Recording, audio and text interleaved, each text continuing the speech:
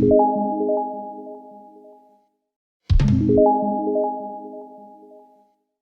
Friends, so last video लेक्चरमध्ये आपण बघितलं होतं की SN1 रिॲक्शन आणि SN2 रिॲक्शन कशा वेळेने प्रोसीड होतात, राईट. पण प्रत्येक वेळेस जेव्हा आपण एक्झाम्पल आयडेंटिफाय करतो तेव्हा तिथे SN1 होते की SN2 होते, यासाठी काही पॅरामीटर्स आहेत, काही फॅक्टर्स आहेत.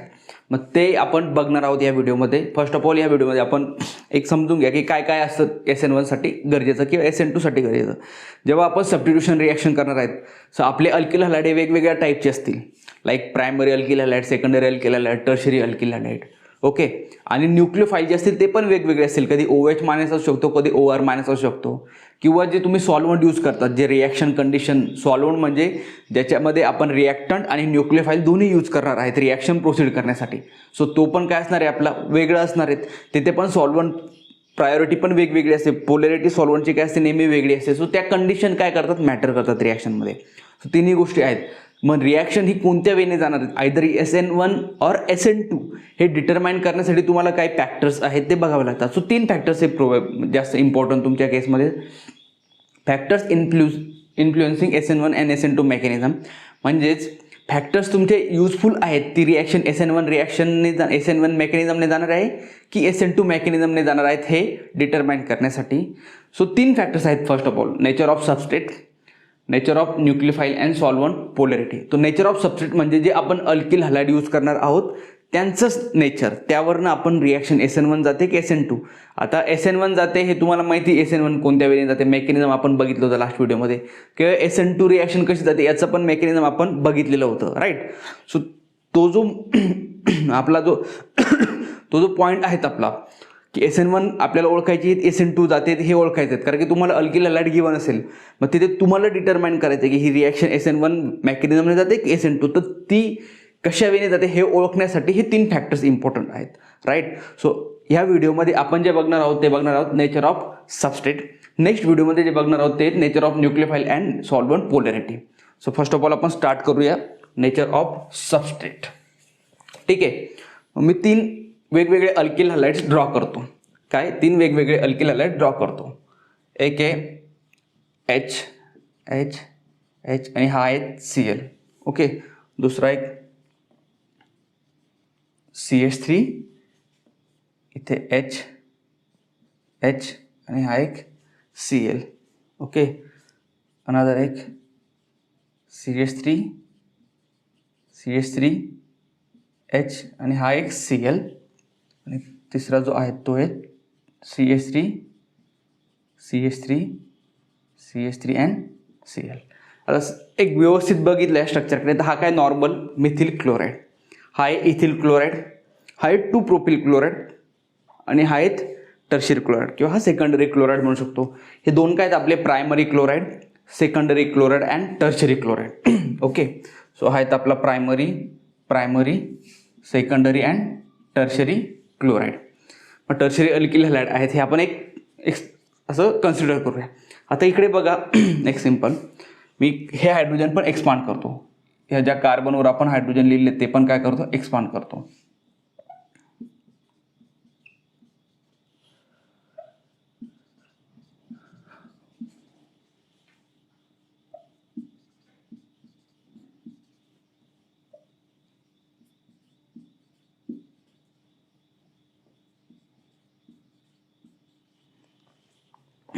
बघा जेवढे मिथिल ग्रुप वाढत चाललेले आहेत तेवढा हा स्ट्रक्चर काय बल्की बनत जातोय, राईट. इथे एक नॉर्मल 0 मिथिल ग्रुप होते यावर ह्या कार्बनवर अटॅच. सो हा एकदम सिम्पल मॉलिक्यूल आहे. इथे एक मिथिल ग्रुप वाढवला, थोडीशी काय स्ट्रक्चर स्टेरिक हिंड्रन्स दाखवत आहेत, थोडासा इथे काय एंट्रन्स करायला थोडीशी स्टेरिक हिंड्रन्स जनरेट झाली. परत एक मिथिल ग्रुप वाढवला, हा 2. सो आणखी स्टेरिक हिंड्रन्स येत आहेत, राईट. 3 आणखी स्टेरिक हिंड्रन्स, म्हणजे जेवढे आपण मिथिल ग्रुप वाढत चालले तेवढे स्टेरिक हिंड्रन्स काय वाढत चाललेले आहेत. आता तुम्हाला बघायचं काय असतं नेहमी SN1 आणि SN2 मध्ये आपण बघताना बघितलं होतं, SN2 बघितलेली होती, राईट. सो SN2 रिॲक्शनमध्ये न्यूक्लियोफाईल अटॅक करत होता. ठीक आहे. सो मी इथे दाखवतो, सपोज न्यूक्लियोफाईल जर अटॅक करत असेल तर आपली जी रिॲक्शन किंवा जी ट्रान्झिशन स्टेट असेल ती काय असणार आहे आपली penta coordinated. Okay. So nucleophile suppose attack करतोय, मग आपण SN2 साठी कन्सिडर करू. काय आपल्याला SN2 साठी डिटरमाइन करायचं आहे की रिॲक्शन ही कशावर फास्ट जाईल किंवा कोणता सबस्ट्रेट हा जास्त युजफुल असेल.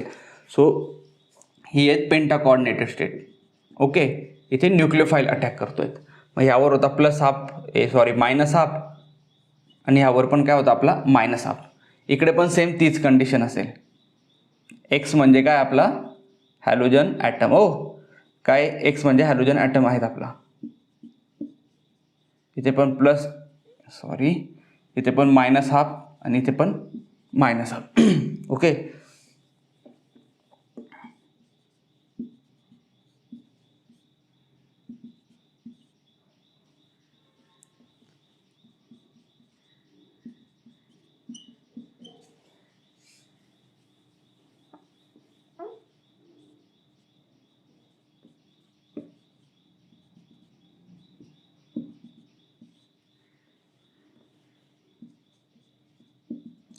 आता सिम्पली बघा, हे जे स्ट्रक्चर आहेत जर व्यवस्थित बघितले, इकडे जर व्यवस्थित बघितलं तर काय आहेत बघा, इथे न्यूक्लियोफाईल इझिली अप्रोच करू शकतो कारण इथे फक्त हायड्रोजन आहेत आणि जो स्टेरिक हिंड्रन्स आहे तो काय कमी आहेत. ओके, इकडे आलो पण इथे काय आता हा मिथिल ग्रुपचा स्टेरिक इंट्रॅक्शन येईल ह्या न्यूक्लियोफाईल सोबत. इथे फक्त हायड्रोजन होते पण इथे आपला काय एक ग्रुप आणखी वाढलेला आहेत म्हणजे त्याला येण्यासाठी काय अप्रोच करण्यासाठी इथे स्टेरिक हिंड्रन्स थोडासा काय होतं इन्क्रीज होतोय. राईट, इकडे परत हा मिथिल ग्रुप म्हणजे आता बल्किनेस वाढलेला आहेत आणि त्यामधनं न्यूक्लियोफाईलला काय आहेत यायचं आहे. तिथे बल्किनेस वाढलेला आहे त्यामधनं न्यूक्लियोफाईल येणार आहेत. ओके, सो सपोज जास्त अगोदर होती एवढी स्पेस होती, नंतर मी ती स्पेस कमी केली, आणखी कमी करत चालवलं, तर इथून न्यूक्लियोफाईलला जाण्यासाठी काय होईल, काय होणार आहे तिथे त्याला स्टेरिक हिंड्रन्स येईल, त्याला थोडासा अपोज होईल. तो इझिली जाणार आहे का तिथे अटॅक करण्यासाठी त्या कार्बनवर? नाहीत. सेम त्याच वेळेने होत आहेत. एवढी स्पेस होती इथे, तो इझिली जातोय. इथे स्पेस थोडीशी कमी केलीत, त्याला अटॅक करण्यासाठी काय होते थोडासा त्रास होतोय, तो लेट जातोय. इथे आणखी स्पेस काय केली, कमी केलीत. स्पेस कमी झाली, स्टेरिक इंट्रॅक्शन वाढले, तो आणखी काय स्लोली अटॅक करेल. इथे आणखी स्पेस कमी केलीत. सो जी स्पेस आहेत ना अटॅक करण्यासाठी, त्याला जी फ्री स्पेस आहेत ती फ्री स्पेस एका प्रकारे काय होत जाते इथे डिक्रीज होत जाते. म्हणजे steric interaction in the sense वाढत जातं तिथे, कारण त्याच्या सराउंडिंगला कार्बनला मोर काय आहेत कार्बन अटॅच होतात, त्यावर मोर हायड्रोजन अटॅच होतात. राईट, सो हे इंटरमिजिएट स्टेट असतात आपले, हे ट्रान्झिशन स्टेट असते आपली SN2 रिॲक्शनमध्ये. आणि SN2 रिॲक्शनमध्ये काय असतो, न्यूक्लियोफाईल पण गरजेचा असतो आणि तुमचा रिॲक्टंट पण गरजेचा असतो बोथ रिॲक्शनमध्ये, कारण की ती second order bimolecular reaction असते. सो नेहमी SN1 रिॲक्शनमध्ये primary alkyl halide primary alkyl हलाइडवर रिॲक्शन काय फास्ट होते. So in SN2 reaction primary then secondary आणि देन टर्शरी, म्हणजे जो रिॲक्शन रेट आहेत ना SN1चा तो काय प्रायमरी अल्किल हलाइड हे फास्ट रिॲक्ट करेल SN2 मध्ये. म्हणजे जेव्हा तुमचे प्रायमरी अल्किल हलाइड असेल तर तिथे रिॲक्शन कोणती होणार आहेत SN2. SN1 होणार आहे का तिथे नाहीत. एवढं एक फिक्स लक्षात ठेवत्या. काय जेव्हा प्रायमरी अल्किल हलाइड्स असतील तेव्हा काय तुमची SN2 रिॲक्शन होईल. ओके, सेकंडरी अल्किल हलाइड आले तर SN1 पण होते आणि SN2 पण होते डिपेंडिंग अपॉन फॅक्टर्स. आणि जेव्हा टर्शरी अल्किल हलाइड येतात तर तिथे तुमची SN1 होईल. मग ती कशी होतील ते बघू आपण.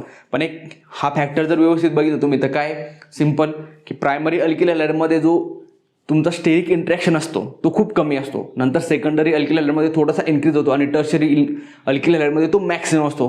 त्यामुळे न्यूक्लियोफाईल इझिली काय त्या कार्बनवर अप्रोच नाही होऊ शकत. अप्रोच नाही होऊ शकला तर तो गुड लिंक ग्रुप पण इथून डिपार्ट होणार आहे का आपला नाहीत. मग रिॲक्शन रेट काय होतो आपला स्लो होतो.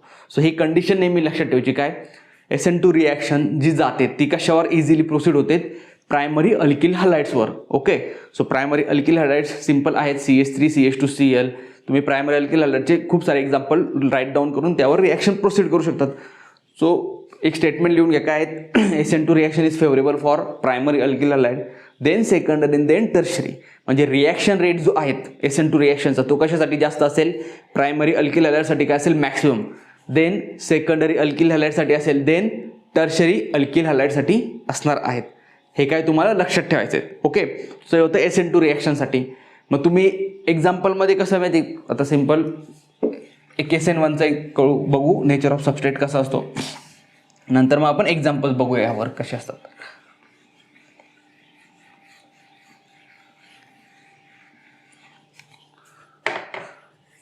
सो SN1 मध्ये काय असतो आपला इंटरमिजिएट जो असतो तो काय असतो कार्बोकॅटायन. काय असतो इंटरमिजिएट कार्बोकॅटायन, आणि कार्बोकॅटायन काय असतो आपला प्लेनर, राईट. काय असतो प्लेनर. सो कार्बोकॅटायन ड्रॉ करतो मी 3. हा प्लेनर असतो, ठीक आहे. जे कार्बोकॅटायन आहेत ते काय आपले प्लेनर आहेत. सो मी हा कार्बोकॅटायन प्लेनर ड्रॉ करतोय. ओके.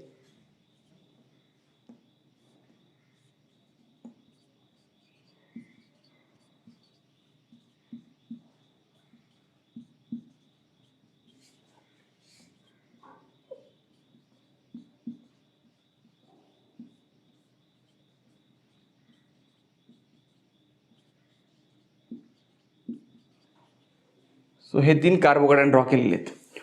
4 कार्बोकॅटायन 1 2 3 4, ठीक आहे. हा काय आहेत प्रायमरी. ओके. हा पण काय आहेत प्रायमरी. हा काय आहेत आपला सेकंडरी, आणि हा काय आहेत आपला tertiary carbocation. Okay.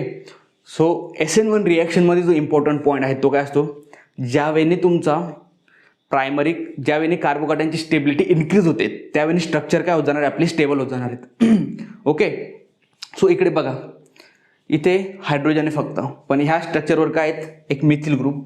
So methyl group काय दाखवतो +I effect, positive inductive effect. So तो काय करेल इलेक्ट्रॉन इथे डोनेट करेल. प्लस किती इथे किती 3 अल्फा हायड्रोजन आहेत. +I effect as well as काय आहेत हायपर कॉन्जुकेशन. किती इफेक्ट इथे 2 इफेक्ट आहे.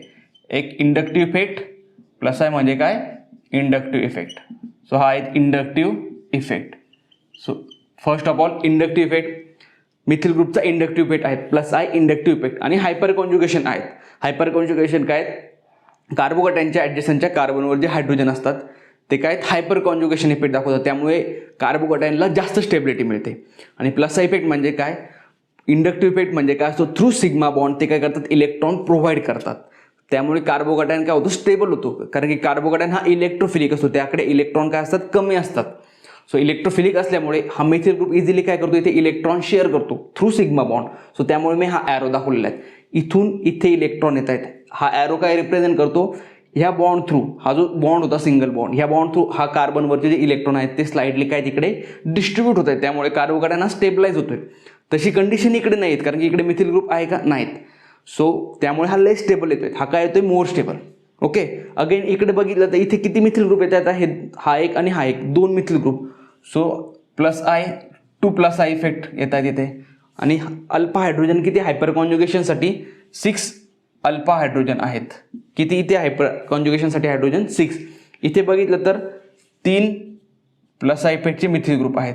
सो बघा इथे 2 होते, इथे किती आहेत 3 आहेत. आणि अल्फा हायड्रोजन किती आहेत 9 alpha hydrogen. So 1 2 3 1 2 3 1 2 3 these are the alpha hydrogens.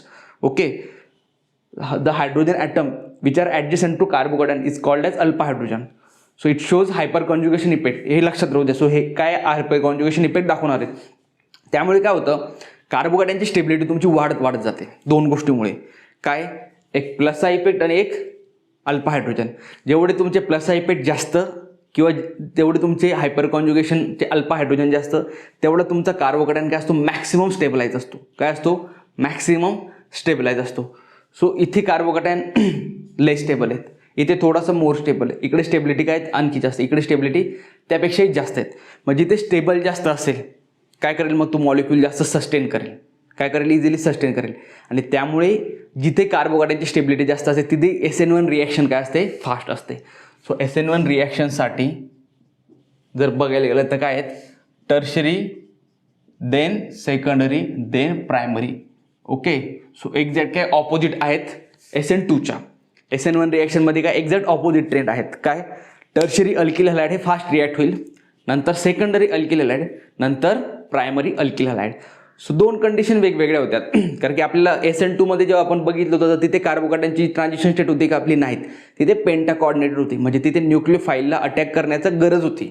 इथे ती गरज नाही. इथे अगोदर काय होतं रिॲक्शन आपण मेकॅनिझम बघितलेले आहेत. सो मेकॅनिझममध्ये काय होतं गुडलिंग ग्रुप असतो तो निघून जातो, ती रिॲक्शन स्टेट ती काय असते रिॲक्शन डिटरमायनिंग स्टेट असते. ओके. तिला काय म्हणतो आपण रिॲक्शन डिटरमायनिंग स्टेप. मग त्या स्टेपमध्ये तुमचा कार्बोकॅटायन जेवढं इझिली स्टेबल होईल तर ती स्टेप काय तुमची गरजेची असते. मग इथे ती स्टेप आहेत. काय इकडे ती स्टेप आहेत की जेवढा कार्बोकॅटायन आपला स्टेबल होत जाईल तेवढी इझिली त्या कंपाऊंडवर SN1 रिॲक्शन होत जाईल. सो SN1 रिॲक्शनचा रेट ह्या वेळेने जातो. काय होत जातो? SN1 रिॲक्शनचा रेट इन्क्रीज होत जातो यावेळेने. ओके, यावेळेने SN1 रिॲक्शनचा रेट इन्क्रीज होत जातो आणि SN2 रिॲक्शनचा रेट काय होतो इथे डिक्रीज होत जातो इकडून इकडे. सपोज प्रायमरी सेकंडरी या इकडून जर इकडे गेलो तर SN2 रिॲक्शन डिक्रीज होतो, SN1 रिॲक्शन इन्क्रीज होतो. सो हे दोन फॅक्टर्स आहेत. काय हे दोन फॅक्टर्स आहेत मेन. जेव्हा आपण सबस्ट्रेट बघणार आहेत तर ट्रान्झिशन स्टेट बघावे लागते. SN2 रिॲक्शन जेव्हा तुम्ही बघणार आहोत तर तिथे बघायचं की स्टेरिक हिंड्रन्स किती आहेत, त्या कार्बनवर किती कार्बन अटॅच आहेत. सो जेवढं जास्त स्टेरिक हिंड्रन्स येईल तेवढी तिथे SN2 रिॲक्शन होणार नाहीत, कारण की न्यूक्लियोफाईल इझिली अटॅक करणार नाहीत. SN2 रिॲक्शनमध्ये काय होतं आपलं दोन्ही रिॲक्टंट पण येणार, न्यूक्लियोफाईल पण येणार, अटॅक करणार आणि रिॲक्शन होणार. पण SN1 रिॲक्शनमध्ये असं आहे का? नाही. SN1 रिॲक्शनमध्ये काय येतं आपलं फक्त रिॲक्टंट आहेत, तो अगोदर गोल्डन ग्रुपला डिपार्ट करेल, एक स्टेबल मॉलिक्यूल जनरेट करेल कार्बोकॅटायन. तो जेवढा जास्त स्टेबल असेल तेवढी रिॲक्शन रेट फास्ट असेल. काय तो जेवढा जास्त स्टेबल असेल तेवढी रिॲक्शन रेट फास्ट असेल. आता तुम्ही म्हणणार इथे तर इथे पण बल्किन असेल न्यूक्लियोफाईलने अटॅक करायला त्याला पण त्रास व्हायला नाही. इथे रिझन असतं हे 120 डिग्रीला अँगलला असतात. सो हे प्लेनर असतात तुमचे आणि न्यूक्लियोफाईल अटॅक करण्यासाठी इथे काय बोथ पॉसिबिलिटी असतात. ही साईड पण फ्री असते, ही साईड पण फ्री असते. अगोदरच्या केसमध्ये काय होतं 4 सबस्टिट्यूट होते बघा. मग त्यावेळेस तुमच्या अल्किल हॅलाइडवर अटॅक करण्यासाठी फ्री स्पेस नव्हती. तशी इथे काय असते फ्री स्पेस असते प्लेनर असल्यामुळे. प्लेनर असतो तो असा आणि एक वरती. सो एक सपोज लाईक दिस असतो हा. ओके, असा प्लेनर असतो एक्झॅक्टली. मग इकडून पण अटॅक होऊ शकतो आणि इकडून पण अटॅक होऊ शकतो. कारण की असं जर म्हटल्यानंतर बघा माझ्या हाताच्या वरची जागा जी आहे ती काय एक्झॅक्टली रिकामी आणि इकडे पण रिकामी आहेत ना, ही साईड पण काय रिकामी. सो इकडून पण अटॅक होऊ शकतो आणि इकडून पण अटॅक होऊ शकतो. त्यामुळे मग SN1 रिॲक्शन दोन्ही वेने जाते. ओके, काय बोथ वेजने ती पॉसिबल असते. इकडून पण अटॅक आणि इकडून पण अटॅक, त्यामुळे तुझं रेसिमायझेशन मिळतं. मग हे तुमचे सबस्टेट आहेत की इथे काय आहेत SN1 रिॲक्शनमध्ये तुमचा रिॲक्शन जर बघितली तर प्रायमरी अल्किल हॅलाइड हे स्लोली रिॲक्ट करतात, नंतर सेकंडरी फास्ट रिॲक्ट करतात, नंतर टर्शरी फास्ट करतात. ओके, सो मी परत एकदा एक्सप्लेन करतो आता दोन्ही केसेसमध्ये SN1 SN2. So SN1 reaction जी असेल ती काय असते आपली फर्स्ट ऑर्डर रिॲक्शन असते, एका सिंगल स्टेपमध्ये जाते. आणि SN2 रिॲक्शन काय असते सेकंड ऑर्डर रिॲक्शन असते. राईट, सॉरी SN1 रिॲक्शन ही डबल स्टेपमध्ये जाते, SN2 रिॲक्शन ही सिंगल स्टेपमध्ये जाते. पण SN1 रिॲक्शनसाठी गरजेचं काय असतं टर्शरी अल्किल हॅलाइड. कार्बोकॅटायन जेवढं जास्त स्टेबल तेवढी reaction rate fast. So tertiary alkyl halide लवकर रिॲक्ट करतात, नंतर सेकंडरी, नंतर प्रायमरी. SN2 रिॲक्शनमध्ये प्रायमरी अल्किल हॅलाइड हे लवकर रिॲक्ट करतात, नंतर सेकंडरी, नंतर टर्शरी. इकडे रिझन काय आहेत tertiary carbocation are more stable. इकडे जर बघितलं गेलं तर प्रायमरी अल्किल हॅलाइड असते ती इझी असतात अटॅक करण्यासाठी, कारण की तिथे स्टेरिक हिंड्रन्स कमी असतो. टर्शरी अल्किल हॅलाइड हे तुमचे जास्त इझी नसतात, तिथे काय जास्त स्टेरिक इंटरॅक्शन असतो. Okay, clear. सो आणखी एक पॉईंट आहे, नंतर एक्झाम्पल बघूया. सो SN1 मध्ये जर बघायला गेलं ना तर आपण आत्ता सांगितलं की SN1 रिॲक्शनमध्ये प्रायमरी अल्किल हॅलाइडवर अटॅक होत नाहीत किंवा रिॲक्शन खूप स्लो जाते. पण जेव्हा प्रायमरी अलायलिक और प्रायमरी बेन्झायलिक येतो. ओके, प्रायमरी अलायलिक आणि प्रायमरी बेन्झायलिक तुमचे अल्किल हॅलाइड जेव्हा येतात तेव्हा SN1 रिॲक्शनचा रेट हा काय असतो जास्त असतो.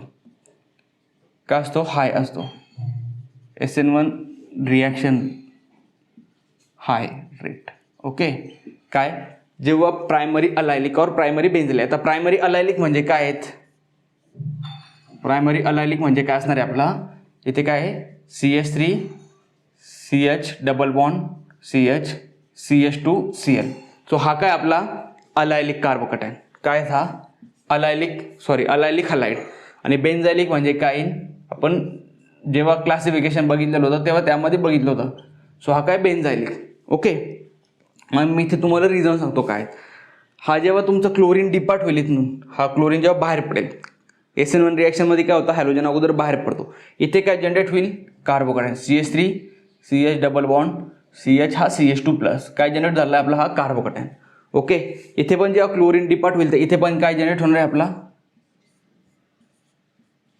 कार्बोकॅटायन. ओके, सो हा काय होतोय कार्बोकॅटायन, बोथ साईडला काय कार्बोकॅटायन. मग आपण SN1 रिॲक्शनमध्ये बघितलं होतं की कार्बोकॅटायन स्टेबल असणं गरजेचं असतं, काय राईट. तर इथे काय असतो, कार्बोकॅटायन हा रेझोनन्स इफेक्टने काय असतो, स्टेबल असतो. काय असतो हा रेझोनन्स इफेक्टने CH3 CH double bond CH2 ह्यावर काय पॉझिटिव्ह चार्ज. सो ह्या रेझोनन्स इफेक्टमुळे हा काय होतो, स्टेबल होतो. आणि बेन्झीन रिंग आहे तर हा कार्बोकॅटायन काय पूर्ण बेन्झीन रिंगवर रोटेट करतो इथे रेझोनन्समध्ये. मग दोन ठिकाणी जर बघितलं तर दोन्ही ठिकाणी काय रेझोनन्स स्टेबिलिटी येते. ओके, आणि नॉर्मल जर अल्किल हॅलाइड घेतला, प्रायमरी अल्किल हॅलाइड, सपोज हा आहे आपला CH3 CH2 Cl. इथे जर Cl डिपार्ट झाला, इथे काय Cl बाहेर पडतोय आपला.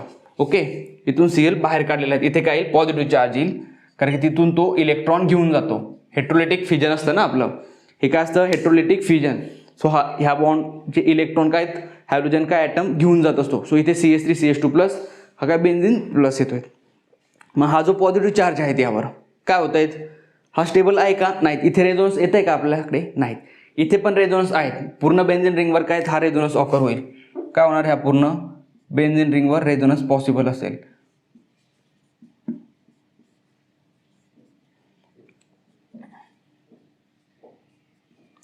पूर्ण बेन्झीन रिंगवर हा कार्बोकॅटायन काय रोटेट होत राहील, तिथे काय रेझोनन्स होते. पण इथे रेझोनन्स आहे का, नाहीत. म्हणजे इथे स्टेबिलिटी फॅक्टर कमी आहे. ओके, इथे स्टेबिलिटी फॅक्टर काय होतोय, वाढतोय. त्यामुळे जेव्हा नॉर्मल प्रायमरी अल्किल हॅलाइड येतात, okay, CH3 CH2 Cl, ethyl chloride, propyl chloride, butyl chloride, यांच्यापेक्षा जो अलायलिक, प्रायमरी अलायलिक और प्रायमरी बेन्झायलिक अल्किल हॅलाइड असतात, लाईक दिस.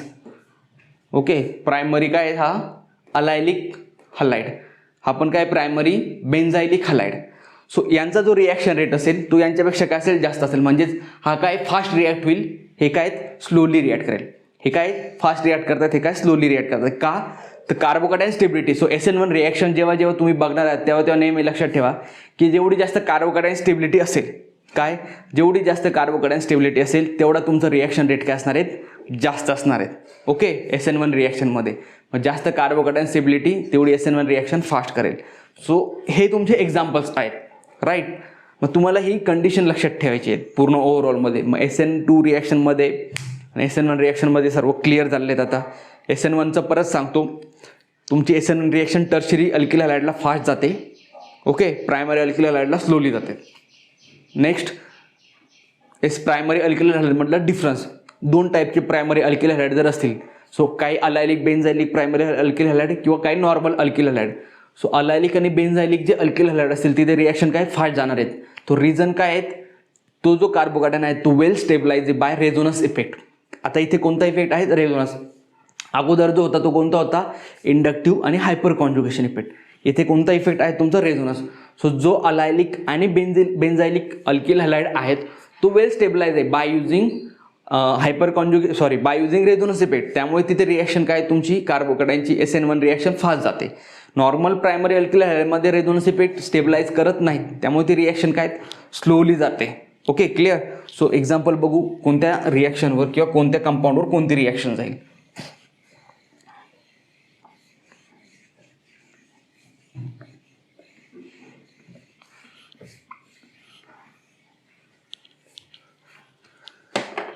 एक 3-4 एक्झाम्पल बघूया आपण, रिॲक्शन कशी प्रोसीड होईल. ओके, CH3 CH2 Cl आणि हा काय आपला OH minus, KOH aqueous. So आता इकडे जी रिॲक्शन आहेत, ओके, इथे जी रिॲक्शन आहेत हा काय KOH ॲक्वियस. मग रिॲक्शन जी असेल हा काय आपला प्रायमरी अल्किल हॅलाइड, काय येतोय हा प्रायमरी. सो इथे रिॲक्शन कोणत्या वेळी जायला हवी, SN2. कोणती रिॲक्शन असेल ते SN2. आणि काय आहेत आपला CH3 CH2 OH, काय CH3 CH2 OH. Another example CH3 CH Cl CH3. Okay, इथे काय आहेत KOH ॲक्वियस. आता इथे बघा, इथे SN1 पण रिॲक्शन होते आणि SN2 पण होते. हा काय आपला सेकंडरी अल्किल हॅलाइड. ओके, पण सेकंडरी अल्किल हॅलाइडमध्ये SN1 रिॲक्शन काय असते, थोडीशी जास्त मेजर असते as compare to SN2. So हा जो आहे सेकंडरी अल्किलाइड हा मध्ये इंटरमिजिएटमध्ये असतो, तो बोथ वेने रिॲक्ट करतो. SN1 रिॲक्शनने पण जातो, कार्बोकॅटायन फॉर्म करून पण रिॲक्शन होते आणि डिरेक्टली न्यूक्लियोफाईल अटॅक करून पण रिॲक्शन होते. दोन्ही कंडिशन होतात तिथे. ओके, प्रोडक्ट आपला काय सेमच असेल दोन्ही रिॲक्शनमध्ये. CH3 CH इथे काय येईल OH आणि हा CH3. ओके ठीक आहे. पण तिथे SN1 रिॲक्शन जास्त स्टेबल आहे. रिझन की कार्बोकॅटायन हा थोडासा जास्त स्टेबल असतो आणि स्टेरिक हिंड्रन्स इथे वाढल्यामुळे SN2 रिॲक्शन तेवढे फास्ट जात नाहीत. काय SN1 रिॲक्शन काही ते प्रेफरेबल आहेत. बोथ वेने मेकॅनिझम होते इथे काय आयदर SN1 अँड SN2. पण SN1 रिॲक्शन ही जास्त प्रेफर्ड आहेत. तर काय रिझन आहे तिथे की कार्बोकॅटायन स्टेबलाइज आहेत फर्स्ट, आणि सेकंड जर SN2 साठी बघितलं तर रिॲक्शन रेट स्लो आहेत. असा का, तर तिथे स्टेरिक इंटरॅक्शन काय थोडंसं जास्त आहेत. कारण 2 मिथिल ग्रुप येत आहेत. मग न्यूक्लियोफाईलला अटॅक करण्यासाठी काय आहेत, न्यूक्लियोफाईलला अटॅक करण्यासाठी काय थोडीशी जास्त डिस्टर्बन्स होते. जसं एक्झाम्पल आपण ड्रॉ करून बघू. हा Cl आहेत, हा CH3 आणि हा काय आपला CH3. न्यूक्लियोफाईल या साईडने अटॅक करेल, या साईडने अटॅक केलं तर त्याला काय या CH3चं स्टेरिक इंटरॅक्शन जाणवेल. त्यामुळे हा इझिली अटॅक होणार आहे का इथे नाहीत. त्या रिझनमुळे इथे SN2 रिॲक्शन काय ती स्लोली जाते. पण SN1 रिॲक्शनमध्ये काय असतो इंटरमिजिएट, SN1 रिॲक्शनचा इंटरमिजिएट जो असतो तो काय असतो आपला कार्बोकॅटायन. हा काय CH3 आणि H हा कार्बोकॅटायन आहेत. मग हा कार्बोकॅटायन काय आपला वेल स्टेबलाइज कशाने, हा मिथिल ग्रुप आणि हा मिथिल ग्रुप, ह्या दोन्ही मिथिल ग्रुपमुळे काय हा कार्बोकॅटायन जास्त स्टेबल आहेत. ओके, सो स्टेबिलिटी जास्त असल्यामुळे रिॲक्शन काय आपली फास्ट होईल तिथे. मग 2 कंडिशन आहेत तुमचे बघताना, कंपॅरिझन करताना आपण 2 कंपॅरिझन करतोय. एका ठिकाणी कार्बोकॅटायन आहेत, एका ठिकाणी स्टेरिक इंटरेस्ट आहेत. सो कार्बोकॅटायन हा जास्त स्टेबल असल्यामुळे रिॲक्शन ह्या साईडने काय फास्ट जाईल. इथे स्टेरिक इंटरेस्ट जास्त असल्यामुळे इथे रिॲक्शन काय स्लो जाईल. मग हे कंपॅरिझन तुम्हाला नेहमी करायचं. ती रिॲक्शन SN1 ने जाते की SN2 ने जाते हे तुम्हाला ओळखता यायला हवं. मग ही रिॲक्शन कशाने जाते, SN1 ने जाते. असं का बोललो मी, SN1 ने थोडीशी फास्ट का जाते असं का बोलू शकलो, कारण इथे कार्बोकॅटायन जास्त स्टेबल आहेत आणि स्टेरिक इंटरॅक्शन जास्त आहेत. स्टेरिक इंटरॅक्शन जास्त आल्यामुळे SN2चा रेट कमी होईल, कार्बोकॅटायन स्टेबल आल्यामुळे SN1चा रेट जास्त होईल. Simple. Okay, so another example.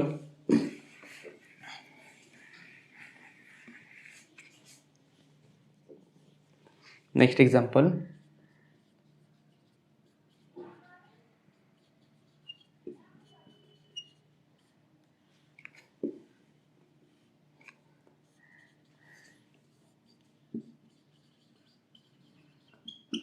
हा काय टर्शियरी अल्किलाइड. ऑब्विसली इथे रिॲक्शन कोणती असणार आहे आपली प्रेफरेबल, SN1. कोणती रिॲक्शन असेल SN1.